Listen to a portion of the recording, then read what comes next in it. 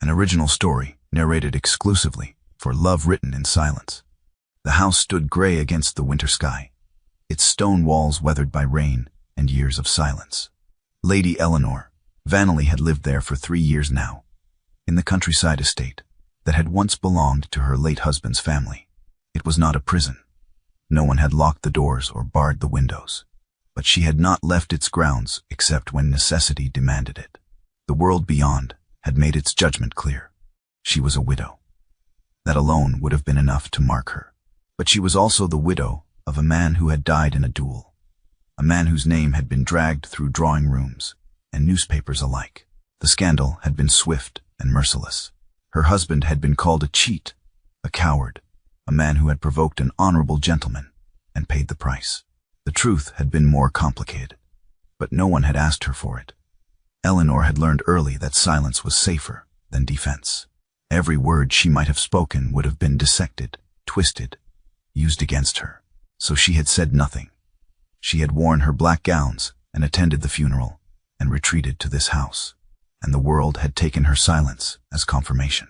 She was complicit. She was guilty by association. She was a woman who had failed to save her husband from his own ruin. The days passed in careful routine. She rose early and walked the gardens, even in winter. She read in the library, where dust gathered on books no one else touched. She wrote letters to distant cousins who replied with polite brevity. She managed the household accounts with precision, because precision gave her something to control. And she did not speak of the past, but the past lived in every room. It lived in the portraits that lined the hallway, in the furniture that had been chosen by people now dead, in the silence that filled the spaces where laughter might have been. Elinor had loved her husband, in the way one loves a companion who shares a burden, but she had not been able to save him, and she had not been able to clear his name. She had tried once. In the weeks after his death, she had gone to the magistrate and asked for the inquest to be reopened. She had brought letters, documents, evidence that the duel had been orchestrated by men with political ambitions. But the magistrate had been kind and firm. He had told her that reopening the case would only prolong her suffering, that it would expose innocent people to scrutiny they did not deserve, that justice sometimes required sacrifice. She had not understood then, but she had trusted him, and she had let the case be sealed. Now 3 years later, she understood what that sacrifice had cost her. It had cost her reputation, her place in society, her future. It had cost her the right to be seen as anything other than a woman marked by scandal. And it had cost her the ability to defend herself without destroying others. The morning light filtered through the tall windows of the drawing room, pale and cold. Elinor sat by the fire, a book open in her lap, though she had not turned a page in an hour. The fire crackled softly. The clock on the mantel ticked, and she waited, as she had waited for 3 years, for something to change. She did not expect rescue. She did not believe in it. But she had not yet learned to stop hoping. The letter arrived on a silver tray, brought by the housekeeper, who still treated her with the deference due a lady of rank. Elinor recognized the seal before she broke it. Ravenscourt House, her sister's home. She unfolded the heavy paper and read the invitation with the same careful attention she gave to everything. A dinner party, 10 guests, an evening of conversation and refinement. Her presence was requested. Her sister would be delighted to see her. Elinor set the letter down and stared at the fire. Arabella had always been kind in this particular way. She never excluded Elinor entirely. She invited her to dinners and teas and small gatherings, always with enough notice to make refusal seem churlish. And Elinor always attended, because to refuse would have been to confirm what everyone already suspected, that she was ashamed, that she was hiding, that she had something to hide. But these invitations were not kindness. They were reminders. Arabella ensured that Elinor remained visible, just enough to remind the world of her fall. She kept her sister close, not out of love, but out of a need to maintain the contrast. Arabella was everything Elinor was not: beautiful, charming, married to a man of influence, untouched by scandal. And Elinor's presence at her table only made that contrast sharper. The dinner would be like all the others. Polite conversation, subtle glances, questions that were not quite questions.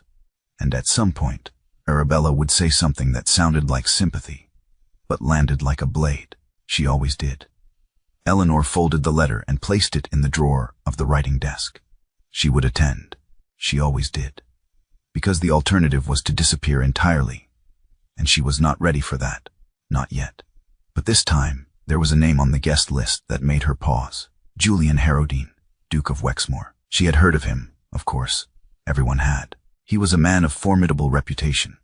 A magistrate, a landowner, a moral arbiter, whose word carried weight in Parliament and beyond. He was known for his integrity, his discipline, his refusal to bend to political pressure. He was also known for his silence. He did not attend many dinners. He did not seek society's approval. He simply existed, untouchable and austere, in a world that both admired and feared him. Elinor had never met him, but she knew with a cold certainty that he would have heard of her, and she knew what he would think. She rose from her chair and walked to the window. The garden stretched out before her, bare and gray in the winter light. She placed her hand against the cold glass and closed her eyes. She would go to the dinner. She would sit at the table and smile and say nothing of consequence, and she would endure whatever cruelty Arabella chose to deliver, because that was what she had learned to do. Endure. The dining room at Ravenscourt House glowed like a jewel box. Candelabras lined the long table, their flames reflected in crystal glasses and polished silver. The walls were papered in deep green silk, and the portraits of Arabella's husband's ancestors looked down with expressions of permanent satisfaction. The air smelled of roasted meat and wine and beeswax. It was warm, bright, beautiful. It was also a stage. Elinor arrived precisely on time, dressed in black silk that was elegant but subdued. She had learned not to compete with her sister's brilliance. Arabella met her at the door with a kiss on the cheek and a smile that was all teeth. "Dearest Elinor, how lovely you look, so dignified." Elinor returned the smile and said nothing. She had learned that too. The other guests were already assembled in the drawing room. Lord Grayson, Arabella's husband, stood by the fireplace with a glass of brandy, discussing trade routes with a member of Parliament. Two young women, daughters of a local baronet, whispered to each other near the window. An elderly countess sat in a high-backed chair, her gaze sharp and assessing, and at the far end of the room, standing alone, was the Duke of Wexmoor. He was taller than Elinor had expected, with dark hair touched by gray at the temples, and a face that was all sharp lines and restraint. He wore black, as she did, though his was the black of formality, not mourning. He did not smile. He did not engage in conversation. He simply stood, a glass of wine in his hand, and observed.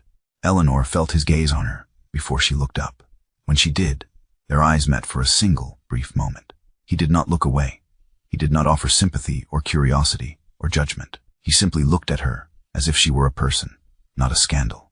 And then he inclined his head, just slightly, and turned his attention back to the room. It was the smallest gesture, but it left her breathless. Dinner was announced, and they moved to the table. Elinor was seated halfway down, across from the Duke, and beside one of the young women, who chattered brightly about the upcoming season. Arabella sat at the head of the table, radiant in rose silk, her laughter filling the room like music. Lord Grayson carved the roast with practiced ease. The conversation flowed around politics, land management, marriage prospects, the weather. Elinor ate in silence. She had perfected the art of being present without being noticed. She nodded at the right moments, smiled when expected, and said nothing that could be remembered. The Duke, she noticed, did much the same. He answered questions when addressed, but he did not volunteer opinions. He listened more than he spoke, and when he did speak, his words were precise, measured, final. The first course passed, then the second. The wine flowed freely, and the conversation grew louder, more animated. Arabella was in her element, directing the table like a conductor, leading an orchestra. She told a story about a recent visit to London, complete with impressions of a pompous earl that made everyone laugh. She praised the young women for their beauty and wit. She complimented Lord Grayson on his excellent taste in wine. And then, as the servants cleared the plates and prepared to bring dessert, she turned to Elinor. "My dear sister," she said, her voice warm and affectionate, "you have been so quiet tonight. But then you always are. So thoughtful, so composed. Elinor met her sister's gaze and said nothing. She knew what was coming. She always did. Arabella leaned closer, her smile never wavering. The table quieted, sensing a shift in the air. And then, in a voice just loud enough to carry, she said, "No man wants a widow." The words hung in the air, like smoke. The young women stopped whispering. The Countess raised an eyebrow. Lord Grayson coughed into his wine, and Elinor felt something inside her fracture, the way ice fractures under weight. It can no longer bear. She had heard variations of this cruelty for 3 years. She had been told she was unmarriageable, undesirable, a burden to her family. She had been reminded, and again, that her place in the world had been reduced to this. A woman no one wanted, tolerated only out of obligation. But tonight, it landed differently, because tonight, someone else was listening. The Duke set down his serviette. He did not raise his voice. He did not glance at Arabella. He looked only at Elinor, and he said calm and clear, "Then I shall ask for her hand." Now, the room stopped breathing. Elinor's heart stopped with it. She stared at him, searching his face for mockery, for pity, for some sign that this was a jest or a performance. But there was none. His expression was serious, composed, utterly resolute. He did not smile. He did not soften. He simply stated his intent, as if it were the most reasonable thing in the world. Arabella's smile faltered. Her mouth opened, then closed. Lord Grayson set down his glass with a sharp clink. The young women gasped. The Countess leaned forward, her eyes gleaming with interest. And Elinor, for the first time in 3 years, did not know what to say. The Duke did not wait for her answer. He rose from his seat, walked around the table, and stopped beside her chair.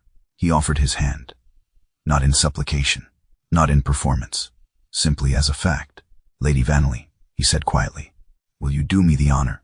She looked up at him.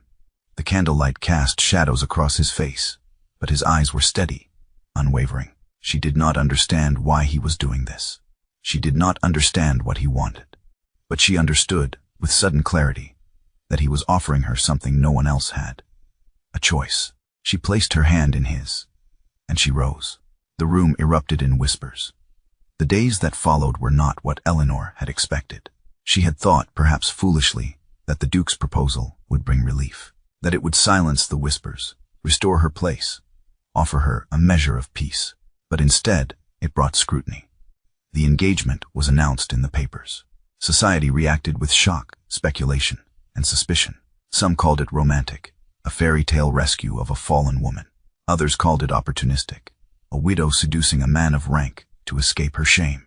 And still others called it scandalous, a duke lowering himself to marry damaged goods. Arabella, humiliated by the public reversal of her cruelty, did not remain silent. She spoke to friends, to acquaintances, to anyone who would listen. She suggested, with careful delicacy, that Elinor had always been more cunning than she appeared, that perhaps the Duke had been manipulated, that perhaps there was more to the story than anyone knew. The whispers spread, and Elinor, who had endured 3 years of silence, found herself once again at the center of a scandal. She met with the Duke in his library 3 days after the dinner. The room was vast and cold, lined with books that reached to the ceiling. A fire burned in the hearth, but it did little to warm the space. He stood by the window, looking out at the grounds, his hands clasped behind his back. "You did not have to come," he said without turning. "I wanted to understand," Elinor replied. She stood near the door, her hands folded in front of her. "Why did you do it?" He turned then, and looked at her with the same steady gaze he had given her at the dinner. "Because what your sister said was cruel, and because you did not deserve it." "That is not an answer. It is the only one I can give." She stepped further into the room, her frustration rising. "You have made yourself the subject of gossip. You have tied your name to mine. You have risked your reputation for a woman you do not know." "Why?" He was silent for a long moment. Then he said quietly, "Because I have long believed your situation unjust. You know nothing of my situation. I know more than you think." The words landed like a blow. Elinor stared at him, her mind racing. "What do you mean?" He did not answer. He turned back to the window, his jaw tight, and she understood, with sudden clarity, that he was protecting someone, perhaps even himself. She left the library, without another word. But the seed had been planted, and it grew. A week later, she attended a small gathering at the home of a local magistrate. It was a quiet affair, meant to welcome the Duke and his new fiancée into the social fold. Elinor stood by the fire, a glass of wine in her hand, listening to polite conversation about land taxes and crop yields. The magistrate, an older man with kind eyes, approached her with a smile. "Lady Vaneley, may I say, it is a pleasure to see you looking so well." "His Grace is a fortunate man. You are kind," Elinor said. "Not at all. I have always believed you were treated unfairly. The whole business with your late husband was a tragedy, but His Grace did what he could, even then." Elinor's heart stilled. "I beg your pardon." The magistrate blinked, as if realizing he had said too much. "Forgive me. I assumed you knew. His Grace himself petitioned to seal the inquest. He believed it was the only way to protect those who would have been caught in the aftermath. A difficult decision, but a just one." The room tilted. Elinor set down her glass before it could slip from her hand. "I see," she said faintly. "Thank you." The magistrate moved on, oblivious to the storm he had unleashed. Elinor stood frozen, her mind racing. The Duke had sealed the inquest.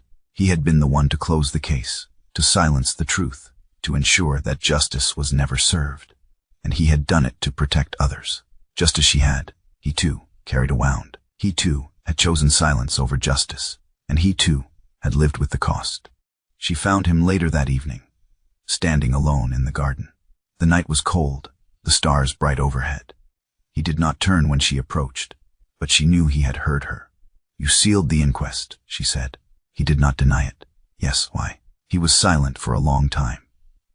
Then he said, "Because reopening it would have destroyed my brother and several other men who were pawns in a political game. I believed then, as I believe now, that justice sometimes requires sacrifice." "And what of my sacrifice?" she asked, her voice trembling. "What of my reputation, my future, my life?" He turned to face her, and for the first time she saw something raw in his expression. "I know what it cost you, and I have regretted it every day since." "And why did you not tell me?" "Because I had no right to ask for your forgiveness." She stared at him, her anger and grief and confusion swirling together into something she could not name. "You asked for my hand instead." "Yes." "Why?" He stepped closer, his voice low and rough. "Because I wanted to give you a choice. I wanted to give you something I had taken from you 3 years ago. And because I could not bear to see you suffer any longer for a silence I had imposed."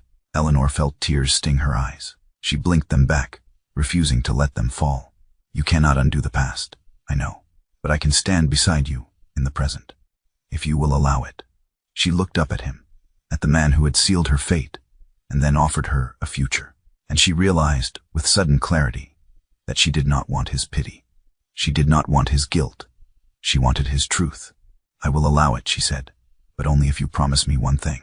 Anything. Do not decide for me. Do not protect me from the truth. Let me choose, even if the choice is hard." He held her gaze, and then he nodded. "I promise." The courthouse was empty when they arrived at dawn. The Duke had arranged for them to come before the clerks, and magistrates began their day. The building was cold, gray, full of dust and old wood. Their footsteps echoed in the silence.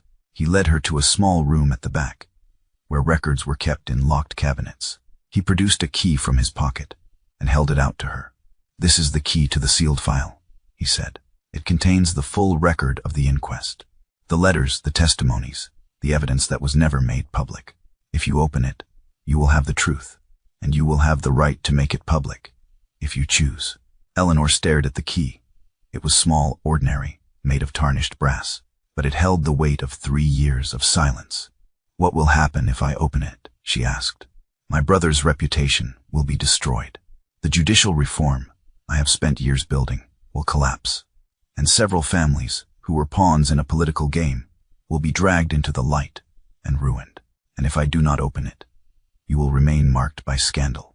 The world will continue to believe you were complicit, and you will never have the public vindication you deserve." She took the key from his hand and held it, feeling its weight. She thought of the 3 years she had spent in silence. She thought of the dinners she had endured, the whispers she had ignored, the cruelty she had absorbed. She thought of Arabella's smile and the world's judgment, and the life she had lost. And then she thought of the Duke, standing before her with his truth laid bare. She thought of the choice he had made, the sacrifice he had accepted, the burden he had carried. She thought of the man he was, not the title he held. She placed the key back in his hand. "I do not need the world to know," she said quietly. "I need you to know I was not guilty." His hand closed around the key, and his voice was rough when he spoke. "I have always known."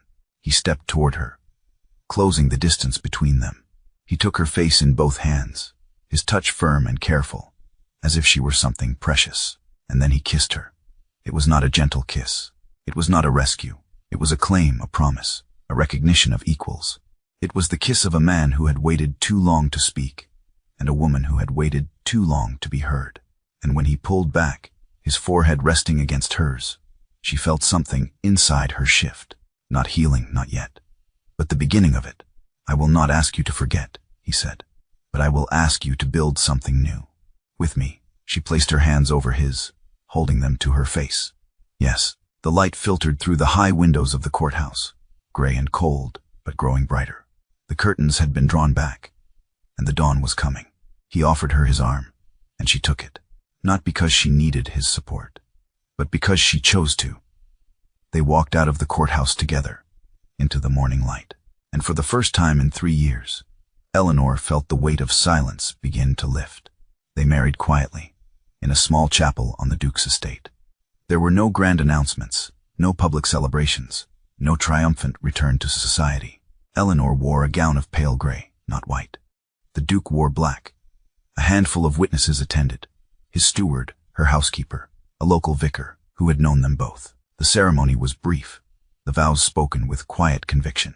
Afterward, they walked through the gardens of his estate, the winter sun pale, but warm on their faces.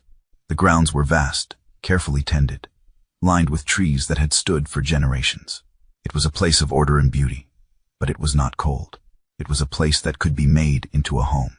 Elinor did not return to her sister's table in triumph. She did not need to. Arabella sent a letter of congratulations, polite and distant, and Elinor replied with equal politeness. There was no reconciliation, no apology, no acknowledgement of the cruelty that had been done, but there was also no further contact. And that, Elinor realized, was enough. She and Julian built a life rooted in mutual respect, shared silence, and the slow, steady work of healing. They did not speak often of the past, but when they did, they spoke honestly. He told her about his brother, about the political machinations that had led to the duel, about the choice he had made to protect the innocent at the cost of the truth. She told him about her husband, about the loneliness of their marriage, about the burden of carrying a scandal she had not caused. They did not erase the past, but they learned to live with it. Together, months later, they attended a small gathering at the home of a neighboring earl. It was an informal affair, meant to welcome the new duchess into the local society. Elinor stood by the fire, a glass of wine in her hand, listening to a conversation about the upcoming planting season. Julian was across the room, speaking with the earl about a land dispute. Arabella was there. She had been invited, as courtesy demanded. She stood near the window, her smile as bright as ever, her laughter ringing through the room. But when she saw Elinor, something shifted in her expression. She crossed the room and stopped beside her sister. "Elinor," she said, her voice light, "how well you look. Marriage agrees with you." "Thank you," Elinor said. Arabella's smile tightened. "I must confess, I was surprised by your engagement. I had not thought His Grace the type to marry for sentiment." Elinor met her sister's gaze, and for the first time, she did not feel the need to defend herself. "He is not," she said calmly. "He married for respect, as did I." Arabella blinked, as if the answer had caught her off guard. She opened her mouth to reply, but before she could, Julian appeared at Elinor's side. He did not speak. He simply stood with her, his presence steady and sure, and that was enough. Arabella's smile faltered. She excused herself and moved away, and Elinor felt something inside her settle. Not triumph, not revenge, simply peace. Julian glanced down at her, his expression unreadable. "Are you well?" "Yes," she said, and she meant it. They left the gathering early, walking back to their estate through the evening light. The sky was streaked with gold and pink, the air cool and fresh. Julian offered her his arm, and she took it, not out of necessity, but out of choice. As they walked, he said quietly, "You did not need me to defend you." "No," she agreed. "But I am glad you were there." He smiled then, a rare, genuine smile that softened the sharp lines of his face. "As am I." They reached the house as the sun set, the windows glowing with warm light. The curtains were open, the rooms visible from the outside. It was a house that no longer hid. It was a home that welcomed light. Elinor paused at the threshold and looked up at her husband. He was not a man of grand gestures or flowery words. He was a man of quiet strength, of steady resolve, of choices made with care, and she loved him for it. "Thank you," she said. "For what?" "For giving me a choice, for standing beside me, for letting me be enough." He took her hand and raised it to his lips, pressing a kiss to her knuckles. "You have always been enough." They stepped inside together, into the warmth and light of their home. The past had not been erased. The scars remained, but they no longer defined her. She had moved from guilt to grace, from silence to voice, from isolation to partnership. And Julian had moved from duty to devotion, from judgment to understanding, from solitude to love. Love, in the end, had not been a rescue. It had been a choice they made together. A choice to stand beside each other, to honor each other's truth, to build something new from the ruins of what had been. And as they closed the door behind them, shutting out the world and its judgments, Elinor felt the last of the weight lift from her shoulders. She was free, not because someone had saved her, but because she had chosen to save herself, and she had chosen to do it with him.